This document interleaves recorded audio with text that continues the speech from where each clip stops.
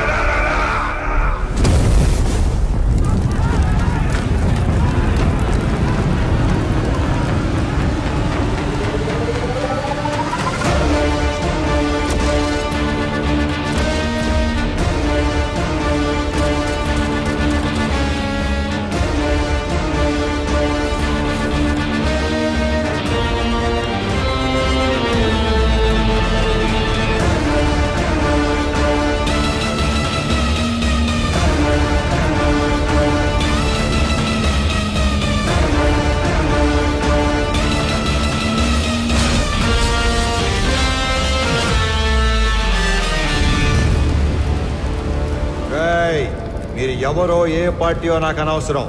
ఎవరైనా సరే అధికారంలో ఉన్నాం కదా అని కొండలు తవ్వేస్తాం, చెరువులు పూడి చేస్తాం, అడ్డంగా భూములు కొట్టేస్తామని దౌర్జన్యం చేద్దాం అనుకుంటే అవుట్ అవుట్.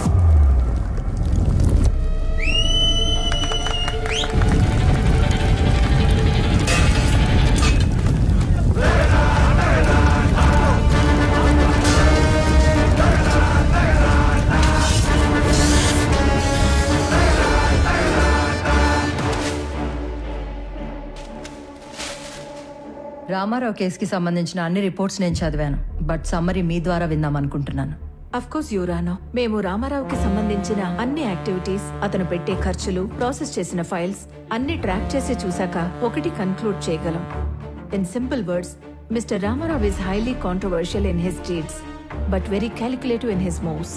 మీరు అనుమతిస్తే Indo Japanese power project case తోటి ప్రారంభిస్తాను.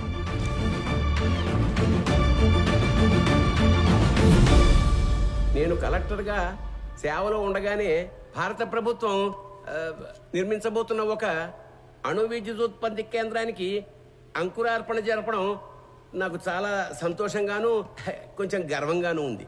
మన ప్రభుత్వం చేసిన 3200 ఎకరాల భూసేకరణ ఈ విజయానికి కారణమైతే స్పెషల్ కలెక్టర్ రామారావు గారి చొరవ ఔన్నత్యం వల్లే ఇది సాధ్యమైంది అన్న సబబు.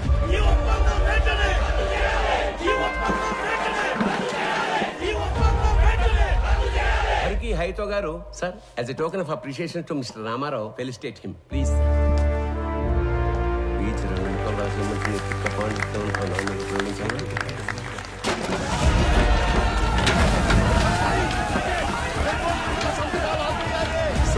ఏమైంది?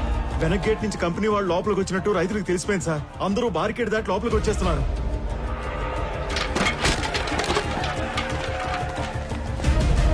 కంపెనీ వాళ్ళకి సెక్యూరిటీ ఉన్నా ఎందుకైనా మంచిది, రూల్ ప్రకారం ఎస్పీకి ఇన్ఫార్మ్ చేయి. రామారావు సార్.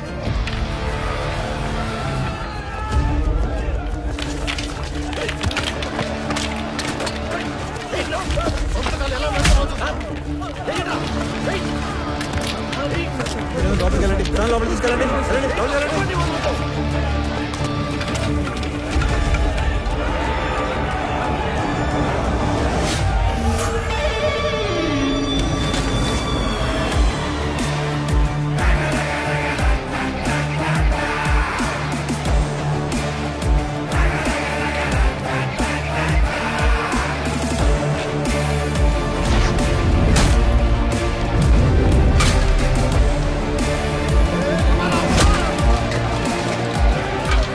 డబ్బులు కట్టి భూములు స్వాధీనం చేసుకున్న తర్వాత ఈ గొడవ ఏంట్రా? విప్లవం చేస్తాను అనుకుంటున్నావా? అవును, విప్లవమే. దున్నే ప్రతి రైతు నిత్య హరిత విప్లవం చేపట్టే నీలాంటి వాళ్ళు రోజు మేము పెట్టింది తిని మా మీద పెత్తనం చెలాయిస్తున్నారు. ఏందిరా పెద్ద పెద్ద మాటలు మాట్లాడుతున్నావు? అయిందేదో అయిపోయింది. అందరూ బయటకు వెళ్ళండి. వెళ్ళమండి.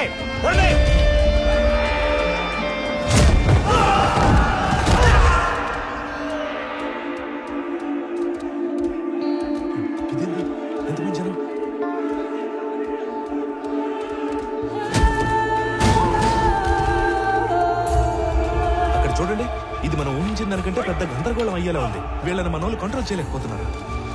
వెంటనే ఎమ్మెల్యే గారికి చెప్తారు. పదండి పదండి.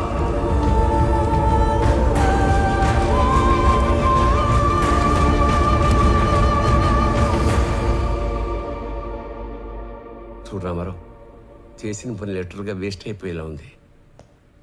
చేయి దాటిపోకముందే ఈ ప్రాబ్లమ్ సాల్వ్ చేయమని పైనుంచి నాకు ఆర్డర్స్ వచ్చాయి. మీ నెత్తి మీద కట్టు, నా ఒంటి మీద దెబ్బలు, ఇంకా చేయి దాటకపోవటం ఏంటి సార్? మొత్తాన్ని లోపల నుంచి మన పని మనం చేసుకోవటమే. రైతులా సార్ వీళ్ళు? రౌడీలు. ఆయన నువ్వేంట్రా? సమస్య ఇంకా పెద్ద చేసేలా ఉన్నావు. వదులు. ఈ గొడవ ఇంకా పెద్దది. నేషనల్ ప్రెస్కి ఎక్కితే ఈ వెంచర్కి బ్రేక్స్ పడతాయి. అందుకే సెంట్రల్ మినిస్టర్ రంగంలోకి దిగి కాంప్రమైజ్ చేయమని.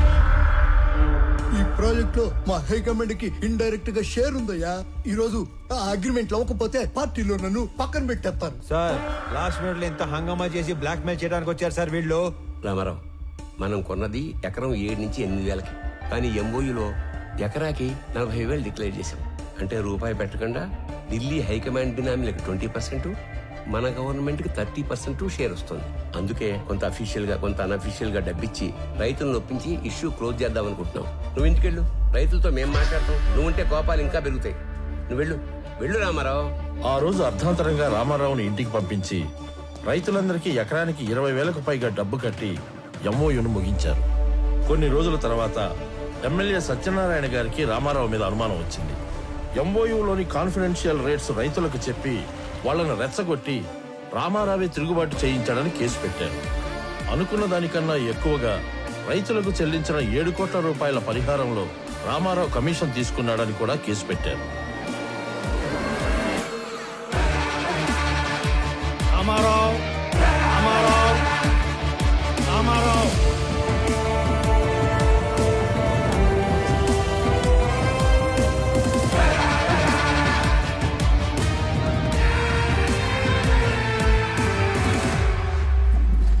రామారావు గారు, జడ్జ్మెంట్ ప్రొనౌన్స్ చేసే ముందు ఆఖరిగా కోర్టుకి మీరేమన్నా చెప్పాలనుకుంటున్నారా? Thank you for asking your honour. నేను చేసిన తప్పు అయితే నేను చేసిన దానికన్నా 10 ఎక్కువ పెట్టుంటారు వీళ్ళు మీ ముందు. అదే నేను చేసిన మంచి అయితే చేసిందంతా వాళ్ళ మనసులో పదిలంగా పెట్టుకొని ఉంటారు. అంతకంటే చెప్పుకోవడానికి నా దగ్గర ఇంకేం లేదు యువర్ ఆనర్. అభియోగం మోపబడ్డ 17 కేసులలో 3 కేసులు క్లిష్టమైనవి కావడం వలన ఒక ఫ్యాక్ట్ ఫైండింగ్ కమిటీని కోర్టు ఏర్పాటు చేసింది. ఈ కేసులకు సంబంధించిన నిజానిజాల్ని నిర్దేశించి ఒక కామన్ ఆర్డర్ కింద తీర్పు ఇవ్వాలని ఈ కోర్టు నిర్ణయించింది. అన్ని కేసుల పూర్వాపరాలు పరిశీలించి కమిటీ ఇచ్చిన రిపోర్ట్లని పరిగణలోకి తీసుకున్న పిదప సబ్ కలెక్టర్ బి రామారావు గారి మీద మోపబడ్డ ఏ ఒక్క అభియోగం నిరూపణ కాలేదని ఈ కోర్టు తీర్మానించింది. ఆన్ ఎ పర్సనల్ నోట్, ప్రతి ప్రభుత్వ ఉద్యోగి పదవీ స్వీకారం చేసేటప్పుడు ప్రమాణం చేసే ఓత్ ఆఫ్ ఎలిజియన్స్ ని రామారావు గారు 100కి 100 పాళ్లు గుర్తు పెట్టుకుని పాటించినట్లు కనిపిస్తుంది. అధికారం అంటే సేవతో కూడిన బాధ్యత అని అర్థం చేసుకుని అతను చేసిన కొన్ని పనులు బియాండ్ డ్యూటీలా ఉన్నా న్యాయపరంగా ఉన్నట్లుగా నమ్ముతూ అతని మీద ఉన్న అన్ని అభియోగాలని కోర్టు కొట్టివేస్తూ తీర్పు ఇస్తుంది.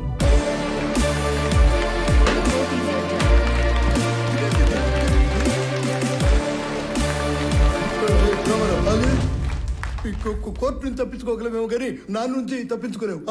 ఎంత తోత ఆ నవ్వుకు అర్థమైందిరా. మీకెంత జరిగినా మర్చిపోతూనే ఉంటారే. అతని నవ్వుకి 4 అర్థాలు ఉంటాయి, చేసే పనికి 10 అర్థాలు ఉంటాయి. ఒక చాణుక్యుణ్ణి ఒక క్షత్రుణ్ణి కలిసి సమపాళ్లలో ఊహించుకోండి, అతనే రామారావు.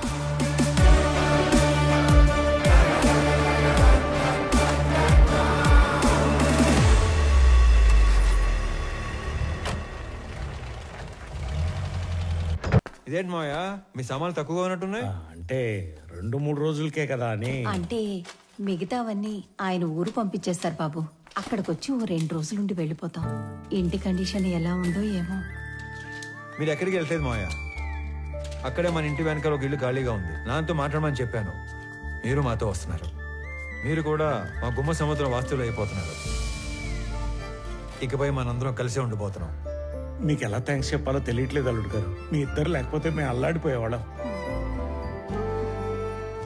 రే బుడ్డడా, మీ నాన్న తాతకి మీ నాన్నమ్మకి గిఫ్ట్లు తెద్దాం పద. ఇప్పుడే వస్తాం అల్లుడు గారు. పద పద.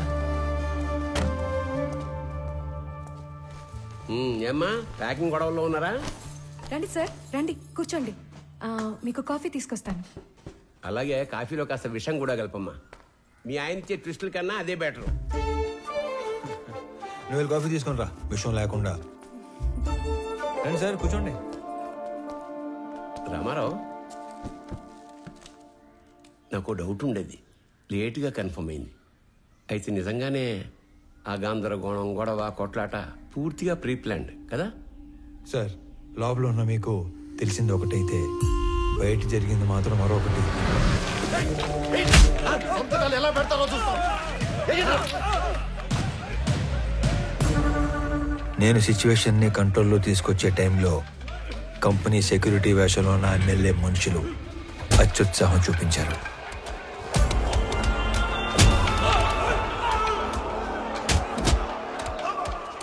రైతుల మీద చెయ్యేస్తే చూస్తూ ఊరుకుంటానా సార్?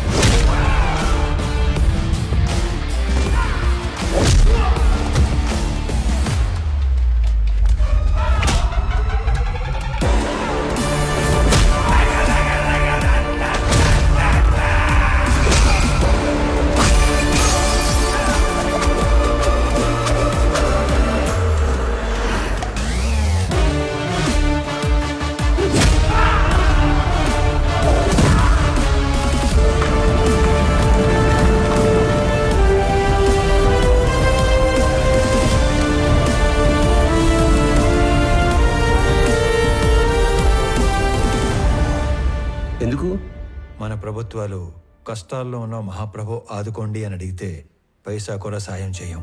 అదే నష్టపరిహారం అయితే లక్షలు ఇస్తాం. అందుకు పని చేయడానికి లంచం తీసుకునే వాళ్ళని చూశాను, పని చేయకుండా ఉండడానికి లంచం తీసుకునే వాళ్ళని చూశాను. కానీ జనం పనిచేసి రిస్క్ తీసుకునేవాడిని నిన్నే చూస్తున్నాను. Really I am proud of you Ramarao. Sorry, wrong టైంలో వచ్చినట్టున్నాను. లేదమ్మా, రైట్ టైంలో వచ్చావు. ఈ ఆయన మెరుపు లాంటి వాడు, శబ్దం లేకుండా వెలుగునిచ్చే రకం. సొంత ఊరికి వెళ్ళాక కూడా అతను అలాగే మెరవనివ్వండి. మీ ఆయనకి ఇడియోపతిక్ ఇన్సోమ్నియా, అంటే చేసే పని పూర్తిగా పూర్తయ్యే వరకు నిద్ర పట్టదు. అతన్ని నిద్రపుచ్చే ప్రయత్నం చేయొద్దు. అతను మెలుగుగా ఉండడం జనానికి చాలా అవసరం. ట్రాన్స్ఫర్ ఆపలేకపోయాను, sorry. I'm going to miss a revolutionary officer.